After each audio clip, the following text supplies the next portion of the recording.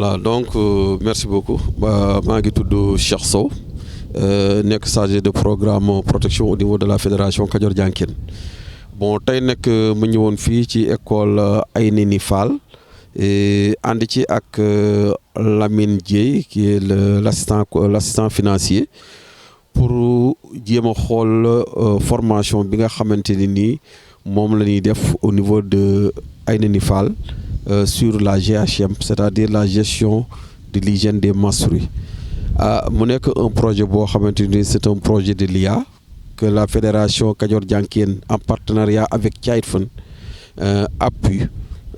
pour que xale yi nga xamante ni nii ñoo nekk au niveau de ces écoles là ñu mën a nekk dans un cadre boo xamante ni nii danañ mën a suivre seen études comme il le faut. tey nag école bi dafa réunir dafa dajale ñaari école formation dafa dajale ñaari école muy l'école Abdelkader Fall ak Abdelkader Ndiaye ak l'école Ayneni Fall. Donc ñaari école yooyu tey ñoom ñoo kenn ku ci nekk da nga envoyé sa benn groupe bi nga xamante ne ni moo leen di wax groupe GHM pour que ñu mën a def formation pour que xale yi seen wàllu bopp yi nga xam ne ñoo nekk ci école yooyu ñu mën leen a saytu surtout mettre leen dans des conditions yi nga xam ne dina leen permettre que bu nu tolloo ci seen gis seen règle ñu man am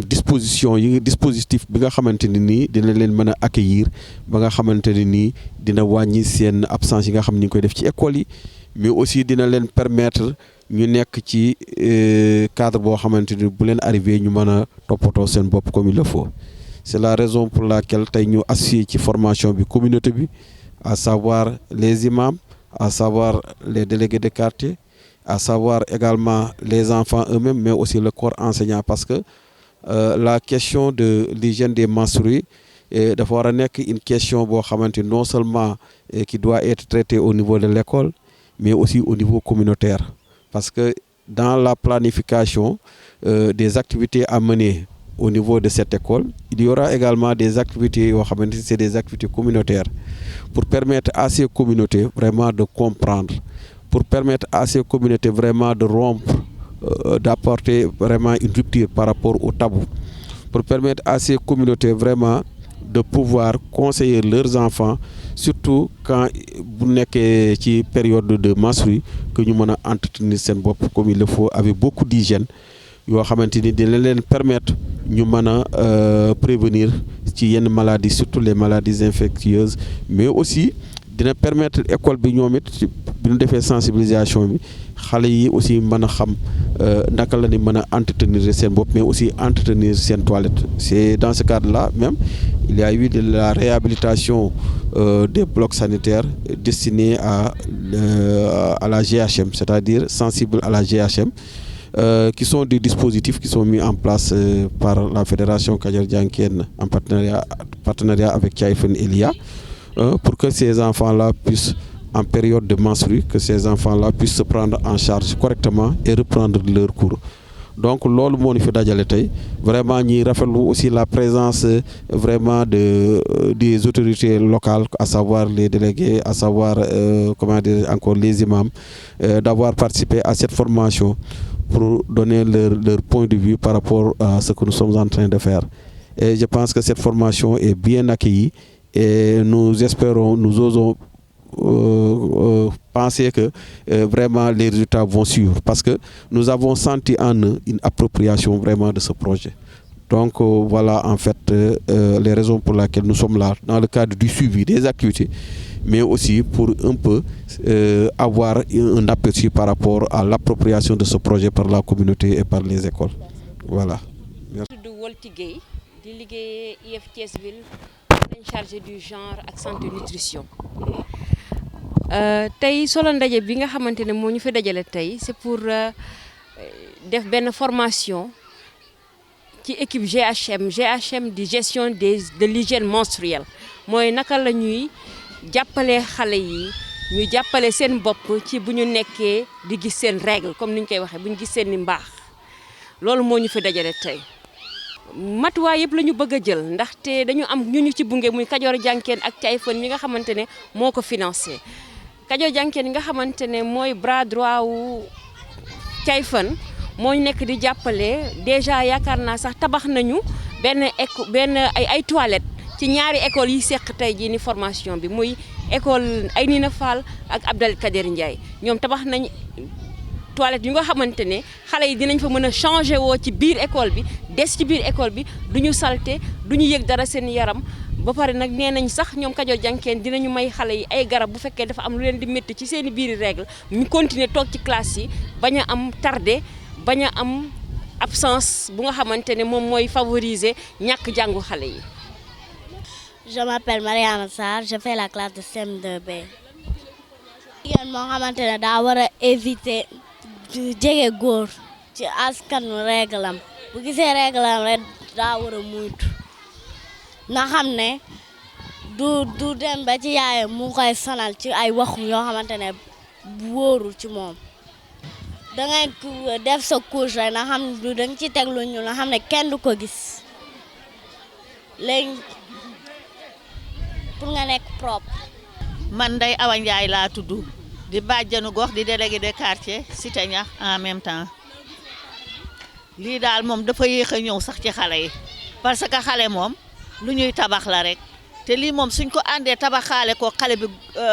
di ko tabaxaale xale bi day gën a baax rek lii moom loo xam ne la daal liggéey boo xam ne la dañ koo yéex a def te ba pare bu doon sama sago dinañ ko yaatal ba nga xam ne xale yëpp dañ ciy jot ndax lii moom bés buñ ci maasee moom macha allah jàmm rek day am nañuy teel a former seeni doom di waxtaan ak seeni doom ñu yaatal ko aussi ci école yi ànd ak bàjjanu gox yeeg relais yi même sage-femme yi bu ko jaree ba nga xam ne xale yi dinañu xam bu baax ni ñuy protéger seen bopp. di leen sant bi ma sant yàlla julli ci yonent yàlla Muhammad sallallahu alayhi wa sallam formation bi Kajoor Jànkeen di def day lu baax la ndax lu bari boo ko xamul mu gaañ la ma ne lu bari boo ko xamul mu gaañ la ñu bari buñ doon def ci ay formation waxtaan ci école yi ak problème mu xale yi ni ñuy gisee seen baax yi ak yooyu ni ñuy gisee seen baax yi ak yooyu boobu day mel ni sujet tabou waaye ñun en tant que père de famille waaw en tant que responsable Abdel Kader Ndiaye en ce qui concerne l'APE ak comité de gestion yi bokk naa ci may président bi ma tudd Ousmane Fall nag nekk foofu ay at di sant yàlla bu baax ndax résultat yi Kajoor Jànkeen bokk na ci ndax Kajoor Jànkeen lii bu ñu koy wax tey di wax hygiène ay toilettes ci la bu doon loolu toilette bu ñu ko amul woon dara tey yéen a ñu jëkk a jox toilette 8 box 4 yu jigéen ak 4 yu góor ma nga nee ñu defar ko te amoon nañu problème lool ngeen jignu la ndax bañ ko defee am nañu yeneen ay partenaires te yéen la ñu jaare muy en l'occurrence nu róota wute mu defal ñu 8 moom itam comme noonu kon fii mu nekk ak beneen bu ñu fa am bu Thierno Alassane am na ko jox na may nañu ko muy 17